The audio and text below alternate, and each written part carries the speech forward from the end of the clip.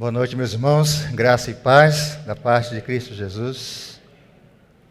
É um privilégio e uma honra poder estar com os irmãos nesse dia. Desde a manhã de hoje temos tido o privilégio de poder estar aqui. E para nós, como indígenas, temos sido abençoados pela possibilidade de poder contar com a participação da igreja em vários ministérios, sobretudo aquilo que nós já escutamos hoje, do envolvimento da igreja com os missionários em várias áreas do Brasil, que têm atuado diretamente com os povos indígenas. E não somente os não indígenas, mas os próprios indígenas também se envolvendo hoje com a obra missionária, né? O que nós temos chamado de terceira onda missionária. Os irmãos, nós tivemos aí, como fruto desse movimento, vários encontros aqui no Brasil. Uma delas se deu aqui na Igreja da Borda, algum tempo atrás, onde pudemos reunir aí um grupo de irmãos, e a igreja comprou essa briga, eu diria assim, de poder envolver-se mais com a obra missionária a partir dos indígenas. E a igreja, então, desde lá tem podido aí caminhar conosco, nos ajudando, nos animando, nos encorajando, orando por nós, mas também colaborando financeiramente para que a obra do Senhor possa seguir aí entre tantos grupos étnicos em nosso país. Nós louvamos a Deus por isso. E realmente essa é uma alegria muito grande. Nosso coração sente assim muita vontade, prazerosamente nos sentimos alegres em poder fazer parte da família do Senhor. Não é? Independentemente de qualquer grupo étnico, de qual nação pertencemos, qual língua falamos, o que nós temos em comum aqui é que nós somos membros da família do Senhor, somos membros do corpo de Cristo, e aí isso nos faz um no Senhor Jesus, não é? Através da morte de Cristo na cruz do Calvário, Ele deu a nós esse direito de sermos parte dessa família grande, não é? E nós hoje estamos aqui, reunidos aqui, geograficamente localizados, reunidos nesse lugar, para adorar e celebrar aquilo que Deus está fazendo em prol do seu reino no mundo, e a partir da igreja aqui da Borda também. Temos tido a alegria de poder viver esse momento muito especial que a igreja indígena hoje vive. Nós temos, assim, completado em 2012, 100 anos de evangelização entre os povos indígenas. Isso começou lá entre o povo Terena, da etnia a qual eu pertenço. O Evangelho chegou entre nós em 1912, e a partir dali a história da evangelização dos povos indígenas cresce.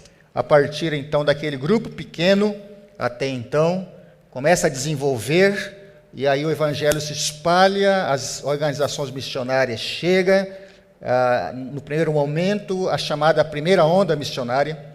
A primeira onda missionária, dentro desse contexto de missões no Brasil, nós chamamos dos irmãos estrangeiros, que não eram brasileiros, que vieram de outros países, da Inglaterra, da Europa, e vieram para comunicar a mensagem do Senhor para os povos nativos aqui do Brasil. E a história delas são muito bonitas, de como isso aconteceu. Várias coisas aconteceram, né, a partir deste encontro, né, desse primeiro momento, deste encontro entre estes missionários com aqueles grupos minoritários. A história também diz de que muitos deles morreram por conta do Evangelho, por conta da perseguição contra o Evangelho. Mas isso não parou, isso não estacionou aquele momento da igreja enviadora, né, dos irmãos estrangeiros, que sentiram esse desejo de comunicar a mensagem, e foram e anunciaram essas verdades, compartilharam a mensagem do Senhor a essas comunidades até então pequenas, mas receberam a palavra, creram no Senhor Jesus, e a partir dali a história de muitas dessas comunidades mudaram, inclusive a nossa, povo Terena. Nós louvamos a Deus por isso. Nós somos hoje mais ou menos aí entre 27 mil terenas localizados no Mato Grosso do Sul. Algumas delas estão no interior de São Paulo, como Mogi das Cruzes, Bauru, e agora um outro grupo, mais ou menos de 80 famílias, mudaram assim, para a fronteira com o Pará, uma cidade chamada Peixoto de Azevedo, onde agora um grupo de indígenas estão ali, terenas, estão começando um trabalho ali também junto àquelas comunidades que estão na região do Pará do Alto, chamado Alto Xingu, do qual nós temos aí orado por muito tempo para que o Evangelho também chegue nessas comunidades aí onde o Evangelho, onde há uma barreira tremenda, né, da parte do governo para que o Evangelho não possa chegar nessas comunidades. Então, eu me sinto bastante feliz mesmo de poder estar com os irmãos aqui, de poder compartilhar nesse dia, dessa alegria de poder trazer assim a palavra do Senhor para os nossos corações e mentes, e trazer uma reflexão daquilo que Deus tem enquanto crente no Senhor Jesus, enquanto nós somos membros da família do Senhor. E essa para nós tem sido um privilégio, mas também uma grande responsabilidade de anunciar a palavra do Senhor Jesus. Eu queria, juntos agora, abrir o texto da palavra de Deus em 1 Coríntios capítulo 9. E nós vamos abrir para esse texto de 1 Coríntios capítulo 9, nós vamos ler a partir do versículo 16. Eu gostaria que mais uma vez nós ficássemos de pé, meus irmãos, para a leitura da sua palavra. 9, a partir do versículo 16 em diante, até o versículo de número 23. Nós vamos fazer essa leitura baseado nesse texto, trazer uma meditação do Senhor para os nossos corações nessa noite. Diz assim a palavra do Senhor, 1 Coríntios, capítulo 9, a partir do versículo 16 até o versículo 23. Diz assim: Se anuncio o Evangelho, não tenho de me gloriar, pois sobre mim pesa essa obrigação, porque ai de mim se não pregar o Evangelho. Se o faço de livre vontade, tenho galardão, mas se consta despenser o que me está confiada. Neste caso, qual é o meu galardão? É que o evangelizando proponha de graça ao Evangelho o maior número possível. Procedi para com judeus como judeus, a fim de ganhar os judeus. Para os que vivem sob o regime da lei, ganhar os que vivem debaixo da lei, embora não esteja debaixo da lei. Aos que sem lei, como se eu mesmo fosse, não estando sem lei para com Deus, debaixo da lei de Cristo, para ganhar os que vivem fora do regime da lei.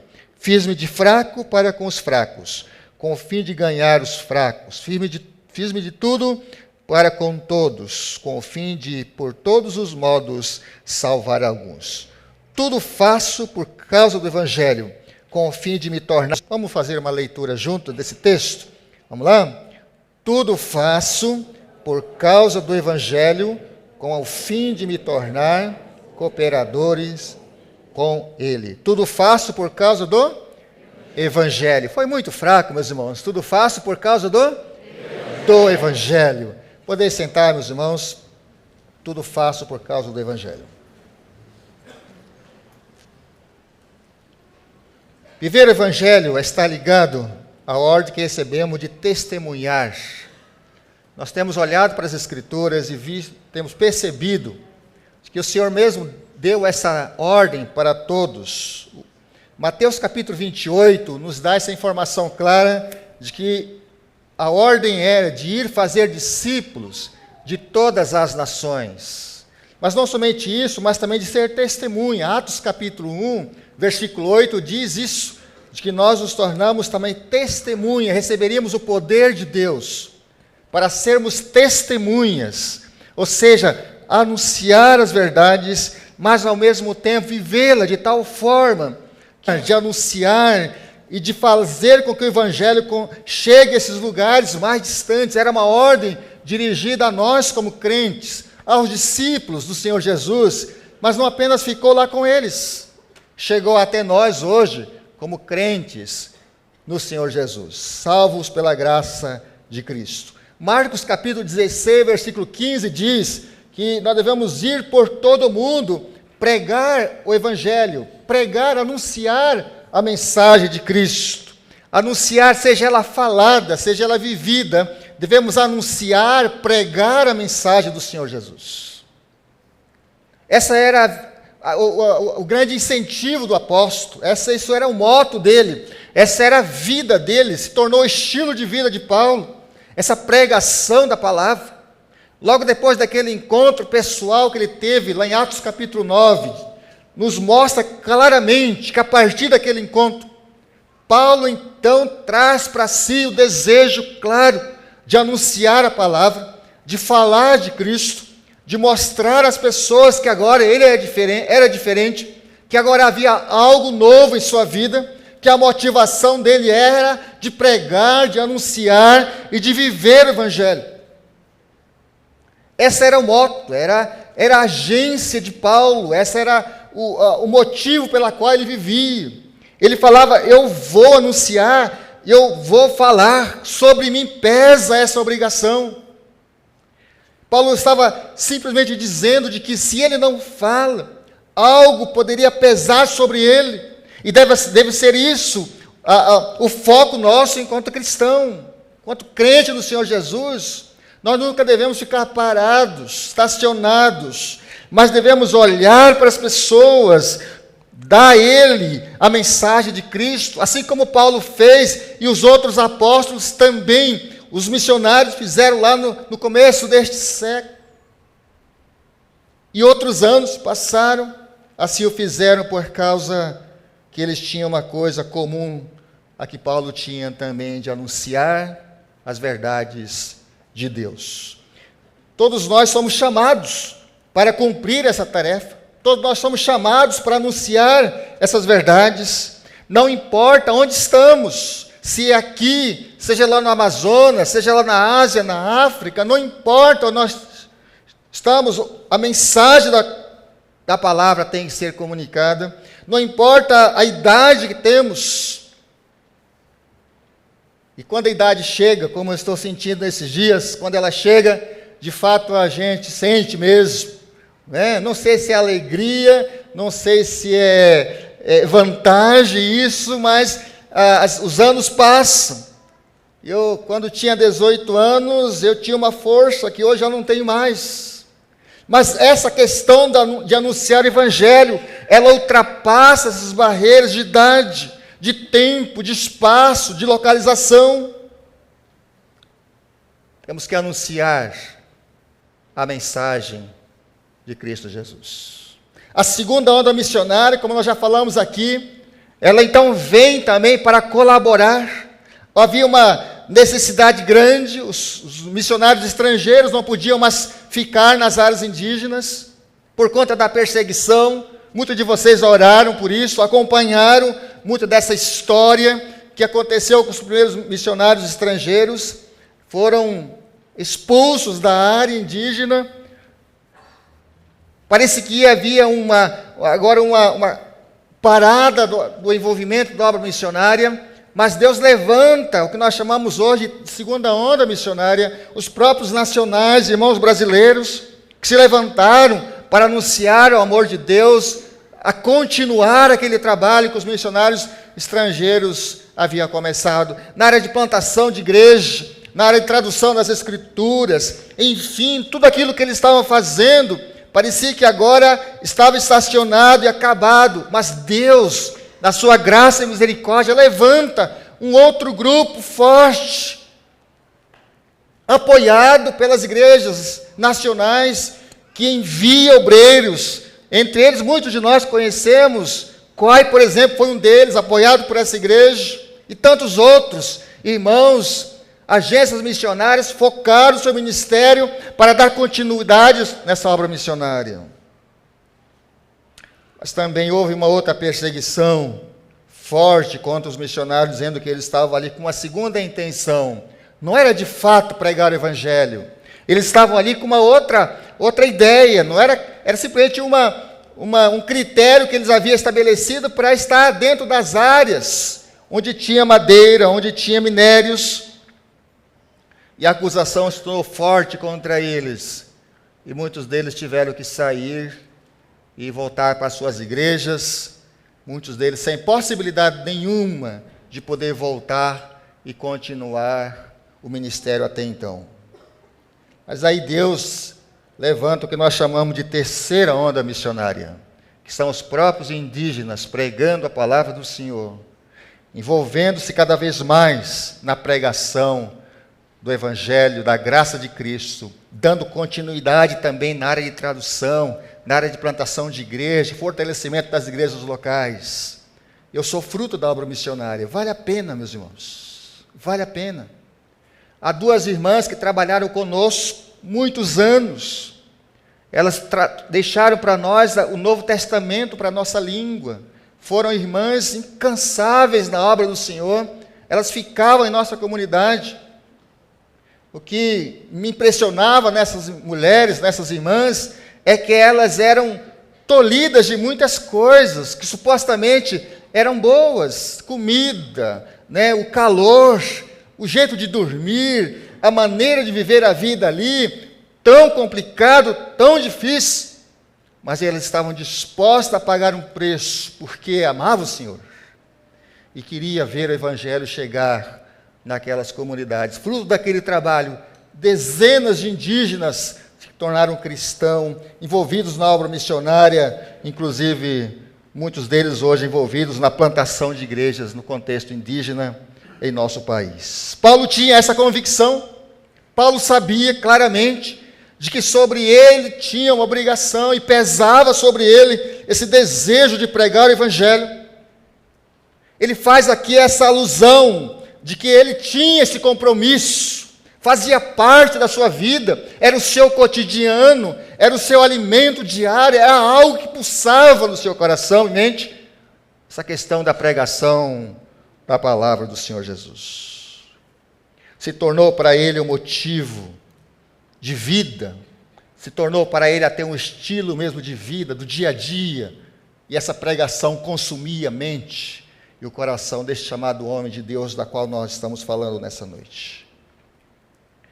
Mas se isso motivou Paulo, também deve motivar as nossas vidas na pregação da palavra. Viver a palavra, sim, mas testemunhar, falar do amor de Deus. Talvez não estão pensando que missionário é só lá, quem está lá na Amazônia. Missionário é só aquele que está lá no outro lado do mundo. Mas fazer missões também aqui na cidade, aqui no seu bairro, do outro lado da sua rua. Por isso que quando Atos diz que nós teremos testemunhas a Jerusalém, Judéia, Samaria e até os confins da terra, estava dizendo que a pregação da palavra de Deus deve ser uma pregação abundante, em qualquer lugar, em qualquer circunstâncias, em qualquer momento, seja lá ou seja aqui, a pregação da palavra deve ser algo que nós devemos fazer. As igrejas que mais cresceram no mundo foram igrejas que estavam envolvidas 24 horas com a obra missionária.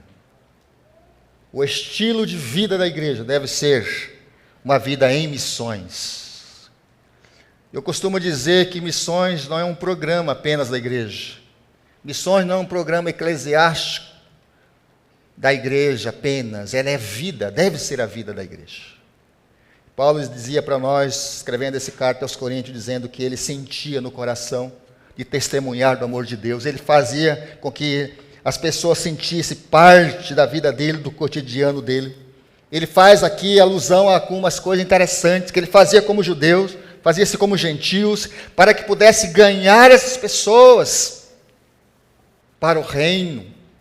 O Evangelho faz isso em nossas vidas, traz essa nova dinâmica, vivência profunda, de trazer o repartir com os outros, de poder olhar para o outro a partir dos olhos de Cristo, olhar para as pessoas a partir da cruz de Cristo, tirar os nossos óculos humanos, os nossos óculos tradicionais, os nossos óculos denominacionais, eclesiásticas até, mas olhar a partir da lente de Cristo. Foi isso que Paulo fazia. Ele olhava para as pessoas, ele comunicava o amor de Deus. Versículo 16 deixa bem claro que o Evangelho deve estar acima dos nossos interesses. E Paulo fez questão de dizer isso, de que o Evangelho era algo importante para ele. E Romanos nos diz claramente quem é o Evangelho. O Evangelho é o próprio Cristo. Atos nos relata de que Paulo pregava a palavra, anunciava a palavra. Na pregação de Pedro, por exemplo, em Atos capítulo 2, dezenas, centenas e milhares de pessoas rendem aos pés de Cristo, aceitam o Senhor Jesus, há uma motivação, a igreja cresce, explode e começa a anunciar o Evangelho. Mas também ela deve ser a nossa motivação. Paulo, escrevendo aos Romanos, diz de que o Evangelho é o poder de Deus. Porque eu não me envergonho do Evangelho, porque o Evangelho é o poder de Deus, Paulo diz. Paulo, depois de fazer aqui uma alusão ao seu apostolado, ele não estava querendo aqui dizer para a igreja de que a razão de ele estar à frente, a razão de ele ser anunciador é por causa que ele havia sido incumbido por um apostolado, por ter nele um determinado título, nada disso.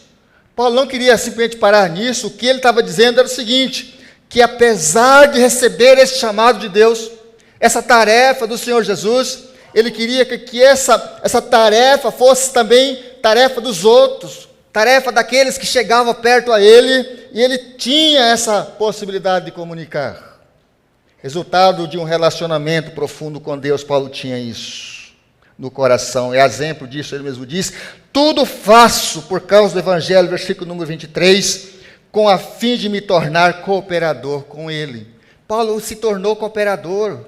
Nós nos tornaremos também cooperadores do reino, na proclamação das verdades, anunciando o amor de Jesus. Quando eu leio algumas biografias de homens e mulheres que marcaram história, eu gosto muito, não sei porquê, todo missionário gosta muito de biografias. E eu gosto muito de ler biografias de homens e mulheres que marcaram a história na vida de missões. Como, por exemplo, David Brainerd, morreu muito cedo, mas o legado que ele deixou, a história da vida desse homem, motivou centenas de pessoas, milhares de pessoas, para então abraçar essa causa de anunciar o Evangelho do Senhor Jesus. E tantos outros que nós conhecemos nos nossos dias atuais, pessoas que colaboraram fortemente para que a igreja evangélica brasileira pudesse nascer. Tantos homens e mulheres em nosso Brasil, que possivelmente morreram por conta do Evangelho, e que sem registro nenhum na história, mas registradas na história do próprio Deus para o avanço do Evangelho em nosso país. Queremos louvar a Deus por isso.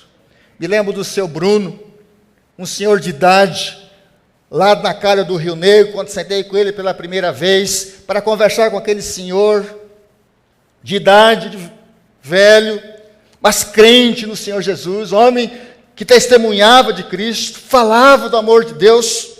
Ele dizia que ele foi motivado por Deus, por uma mulher que viveu a vida dela lá entre eles, na calha do Rio Negro, à margem daquele rio, e com fruto desse esforço missionário, dezenas e centenas de indígenas convertidos ao Senhor Jesus, os índios curipacos e baniuas, com a Bíblia traduzida para a sua língua, fruto do trabalho de uma senhora pequena, franzina, parecia fraca, mas se envolveu com a missionária, trabalhou fortemente, e agora, como fruto desse esforço, há uma reunião anual em que esses homens e mulheres se reúnem, mais de 1000 líderes, se reúnem para adorar e louvar a Deus, por conta de um esforço de uma pequena serva do Senhor Jesus. Fazer discípulo, resultado de um relacionamento profundo com o Senhor. A renúncia faz parte da nossa caminhada cristã, e deixar de lado algumas coisas, até abandonar. O sacrifício, mas vale a pena, porque se trata de uma mensagem que salva, se trata de uma mensagem que dá vida. Deu a mim e deu a você, hoje sentado aqui, alguém saiu para comunicar-nos do amor de Deus. Em segundo lugar, eu penso que a convicção de anunciar o Evangelho é uma tarefa que Deus confiou às nossas mãos. O Dr. Ronaldo Lindório diz que o chamado do Senhor, ela é pessoal, ela é intransferível e ela é irreversível. ou você vai, ou você vai. Não há retorno. Ela é pessoal. Ela é intransferível. Só cabe no seu jeito, só cabe da sua maneira, só cabe da sua fala. E ela é irreversível. Ela não tem retorno. Pregar a palavra. Nós estávamos em um grande congresso, alguns anos atrás, com uma organização missionária, e o missionário, o pastor que ia nos trazer a mensagem naqueles dias de encontro, ele dizia o seguinte: quem mandou vocês entrar nessa vida missionária? Se vocês entraram nisso, agora é ir e ir. Ou você vai, ou você vai. Essa é a obra missionária. Paulo dizia o seguinte, que sobre ele pesava essa obrigação, mas acima de tudo também era uma tarefa que Deus confiou às suas mãos. Cabe na nossa mente, cabe no nosso coração, mas também cabe no nosso bolso. Essa é a obra missionária, é a obra que nós estamos envolvidos aqui, todos nós. Essa é a tarefa da igreja. É por isso que a Borda aqui colabora conosco, envolveu assim de corpo e alma nesse projeto, fruto de um esforço gigantesco, para que o Evangelho pudesse continuar e chegar entre os Maiurunas, entre os Matis, entre os Ticunas, entre os Yanomamis, entre os Bacaris, enfim, entre os grupos étnicos no Brasil. Louvado seja o nome do Senhor por isso. Paulo tinha em mente o desejo de em todo o tempo cooperar com a expansão e o conhecimento do reino de Deus. Paulo pregava em todo o tempo, para todas as pessoas, e se identificando com os perdidos. Paulo sentava com ele. Foi a praxe de Jesus, o próprio Jesus fez isso. No seu dia a dia, ele sentou com os publicanos, sentou ali com aquela mulher, no poço de Jacó, compartilhou da mensagem, o coração foi aberto, e a pessoa veio aceitar a ele como Salvador, entendeu o plano de salvação. E essa é a nossa obrigação enquanto crente no Senhor Jesus. Nós temos essa obrigação de falar em todo tempo, de pregar, seja em tempo oportuno ou não, para todas as pessoas. Romanos fala que não há distinção entre gregos e entre os judeus, não há nenhuma diferença, a mensagem é para todos, independentemente da sua cultura, da sua nacionalidade. O Evangelho deve ser anunciado, deve ser pregado, falado, para que as pessoas então entendam. É isso que Marcos diz: eu estou pronto para morrer por causa do Evangelho. Essa deve ser a nossa motivação, mas também pregar com responsabilidade, porque se eu anuncio o Evangelho, 2 Coríntios capítulo 9, nós já lemos versículo 16, diz: porque se eu anuncio o Evangelho, não tenho que me gloriar, pois a mim pesa essa obrigação, é uma responsabilidade minha, é uma tarefa minha, é dada a nós, a pregar a palavra de Deus, se identificando com os perdidos também. Essa é a nossa tarefa. Quando nós fomos visitar, alguns anos atrás, viajando, nunca tinha ido para a Amazônia, era meu primeiro contato com a Amazônia. Eu sou indígena do Mato Grosso do Sul, e no nosso lugar não tem água, como tem no Amazonas. Então fui convidado pela primeira vez pelo Eliticuna, que trabalha bem na fronteira do Peru e Colômbia. Ele nos convidou para poder ajudar ele num plano de trabalho, no discipulado e treinamento da liderança daquele local. Nós fomos pela primeira vez para lá. E quando eu estava viajando de Manaus, mais ou menos aí 1h30 de voo, até Tabatinga, foi um lugar assim, extremamente lindo. A Amazônia é bonito. Aquele tapete verde com águas ali embaixo. E eu pensei, enquanto estava voando aquelas horas, pensei assim comigo: quantos desafios, que talvez eu não vou conhecer, nem saber os nomes das pessoas que deram a sua vida por muitos irmãos que estão aqui nessa selva amazônica, mas que existem crentes, igrejas, por conta desse envolvimento. Fruto da oração dos irmãos, fruto da oração e participação da igreja brasileira. Eu quero crer que nós temos como tarefa, não somente de apoiar, mas também de participar efetivamente no avanço do trabalho do Senhor, não apenas no Brasil, mas também fora do nosso país. Temos que olhar também além das nossas fronteiras, como Paulo mesmo diz aqui, de que ele era cooperador com o Evangelho. E em terceiro lugar, eu penso de que este Evangelho como estilo de vida, ela traz para nós o Evangelho de poder que transforma as vidas. O versículo 23 diz o seguinte: tudo faço por causa do Evangelho, com a fim de me tornar cooperador com ele. O Evangelho dominava a vida de Paulo, sua vida cotidiana. Ele vivia com integridade, santidade pessoal, sinceridade. E ele fazia de tudo para alcançar os perdidos. Foi isso que Paulo fazia. E ele deixou bem claro isso escrevendo as suas cartas, especialmente nesse texto que lemos. E nós, como igreja do Senhor Jesus, como crentes salvos pela graça de Cristo, também devemos cooperar, tornar-nos cooperador desta grande mensagem que nós recebemos, que é a melhor mensagem que nós já podemos ouvir e ter, que é a mensagem salvadora do Senhor Jesus. Houve um senhor em nossa comunidade, ele tinha aí já os seus 50 anos de idade, mais ou menos. Ele ouve a palavra do Senhor, naquela época, naquele primeiro contato com os missionários que chegaram entre nós. E ele então aceita Cristo como Salvador. E os pajés, os líderes religiosos da nossa comunidade, não ficaram satisfeitos com aquela mudança que aquele senhor tinha a partir do encontro com Cristo. E por várias vezes reuniram com ele para que ele pudesse abandonar a sua fé, deixar de seguir esse negócio de crente. E fizeram uma proposta para ele, de um mês, para ele pensar um pouquinho sobre isso. Depois de aqueles dias, chegam para eles: olha, e aí, o que você pensou? Você vai deixar ou não? Eles: não vou deixar, porque eu creio que este Evangelho é o poder de Deus. Então deram mais uma semana para ele, disse: olha, se você não abandonar, nós vamos te matar. Seja aí a maior vergonha dessa comunidade. Depois de uma semana, chegam para ele e perguntam para ele: e agora? Ele diz: não, eu não vou abandonar a minha fé no Senhor Jesus. E pegaram ele, então, a história diz, nós temos registrado tudo isso lá. A história diz que esse senhor, eu tive a oportunidade de conhecer ainda, velhinho esse senhor.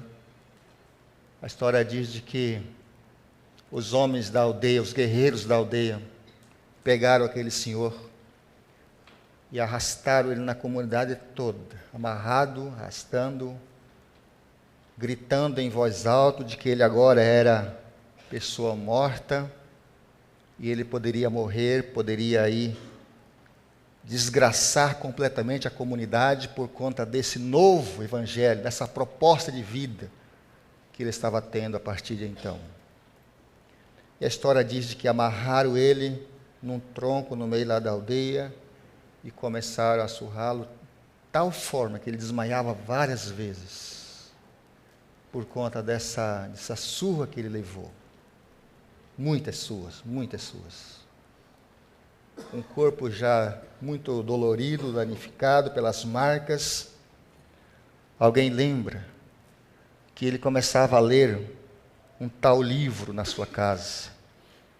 E alguém vai e busca esse tal livro que ele estava lendo. E entrega para ele. E diz: olha, que livro é esse que você está lendo? Ele diz: esse livro é a palavra de Deus, é a Bíblia, é a palavra do Senhor. Portanto, essa é a palavra do Senhor. Tomaram da mão dele, a história diz, e começaram a rasgar, uma por uma, toda a folha daquela única Bíblia que ele tinha para a leitura, que ele tinha ganhado de alguns missionários, talvez. E a história diz, depois de um testemunho daquele irmão, há anos depois, ele dizia o seguinte, que cada parte daquelas folhas rasgadas, daquele tronco, mesmo um corpo dolorido e quase desmaiando, ele orava ao Senhor dizendo o seguinte: cada parte deste papel que está sendo rasgada na minha frente, jogada ali ao vento, vai ser um crente no Senhor Jesus dessa comunidade. E assim ele orava fortemente para isso. Como resultado disso, o povo Terena foi alcançado e nasceram 3 grandes igrejas nessa comunidade. Dessas 2 igrejas enviou dezenas e centenas de missionários para toda parte do Brasil. Inclusive um sou eu, enviado por essa igreja. Aquele homem entendeu de que o Evangelho se tornaria para ele um estilo de vida. O sacrifício, a renúncia, por mais difícil que se tornasse, para ele era como Paulo, quando ele diz assim no versículo 23, tudo faço por causa do Evangelho, com o fim de me tornar cooperador com ele. Tudo faço por causa do Evangelho. E meus irmãos, essas palavras tudo aqui, é tudo mesmo. É o meu dia a dia, o meu relacionamento, a minha fala, o que eu faço, o que as pessoas percebem, tudo isso Paulo inclui nesse pacote. Tudo faço por causa do Evangelho de Cristo.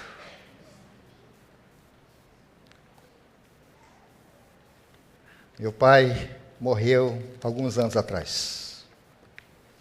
Homem de Deus, um senhor de idade, mas que amava o Senhor.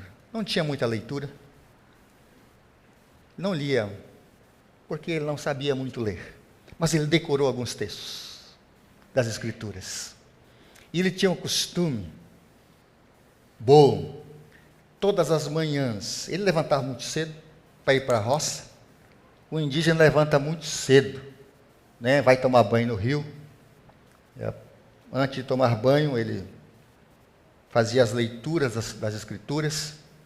Ele fazia questão de chamar todos nós, os filhos, chamava um por um, fazia questão de todos ficarem ao seu lado. E era um momento assim para nós muito difícil, porque era o melhor momento do sono, e ele tinha que levantar. Então ele buscava cada um, trazia, ficava em roda dele, em torno daquela fogueira, enquanto minha mãe já estava preparando a batata, a mandioca, para assar para a nossa comida, quando começasse a nascer o sol, porque íamos para a roça, trabalhar, pescar, caçar, enfim, fazer essas coisas do dia. Mas antes de fazer isso, ele fazia questão de fazer uma leitura da palavra. Ele lia as Escrituras. Ele dizia o seguinte: eu não sei muito o que está dizendo, não, mas eu sei uma coisa, que essa é a palavra de Deus. Ele nos levou cedo a conhecer a Cristo como Salvador. Aos 9 anos de idade, conheci a Cristo como meu Salvador, motivado por aquele homem simples, mas que tinha um coração voltado para Deus. Fruto daquele trabalho, daquele momento de reunião com a nossa família, nasceu na nossa casa hoje uma das maiores igrejas evangélicas entre o povo Terena. Deus quer que eu e você sejamos transmissor da palavra dele, comuniquemos a mensagem, assim como Paulo, como Pedro, como meu pai, como aquele remador da Sophia Miller, como aqueles missionários do passado, como Paulo e tantos outros, como pastor da igreja, como a liderança dessa igreja, envolvidos com a obra missionária, que o façamos assim, como estes irmãos, a pregar a palavra e anunciar o amor de Deus. Graças ao Senhor por isso. Hoje a igreja indígena é grande, mas por causa de alguém, tanto quanto Paulo um dia recebeu essa ordem de proclamar a mensagem de Cristo. Que eu e você nessa noite, nessa semana, não percamos a oportunidade, em todos os momentos e hora, em segundos, falemos do amor de Deus. Falemos da graça que só Cristo dá. E quando fazemos por amor ao Senhor Jesus. Baixe sua cabeça comigo. Vamos orar mais uma vez. Senhor, nosso Deus, nosso Pai. O Senhor é maravilhoso. O Senhor é grande em misericórdia. A graça do Senhor um dia nos alcançou. Moveu o nosso íntimo. Mas não somente isso, Pai, trouxe à nossa mente o desejo de pregar, de anunciar e de falar do Senhor. Senhor, quando penso que ainda existem 121 grupos no Brasil sem a presença evangélica, não sabe quem é Jesus, o nosso coração dói por conta disso. Ó Deus, quando penso que existem ainda centenas e milhares de homens e mulheres na Ásia, na África, na Europa, que estão longe do Senhor, Pai, anime os nossos corações para que de alguma maneira o Senhor levante obreiros para essa tarefa. Obrigado por esses momentos oportunos que o Senhor nos dá. Momento esta da tua igreja aqui, centrada aqui, localizada aqui na borda. Que o Senhor use poderosamente esses nossos irmãos para que, através da igreja, a motivação que ela tem possa alcançar tantas pessoas, não apenas aqui em São Bernardo, não apenas em São Paulo, mas no Brasil, sobretudo entre os povos indígenas. Queremos agradecer a Ti, queremos louvar o Teu nome. Obrigado, Deus, por essas oportunidades que o Senhor nos dá, em nome do Senhor Jesus. Amém.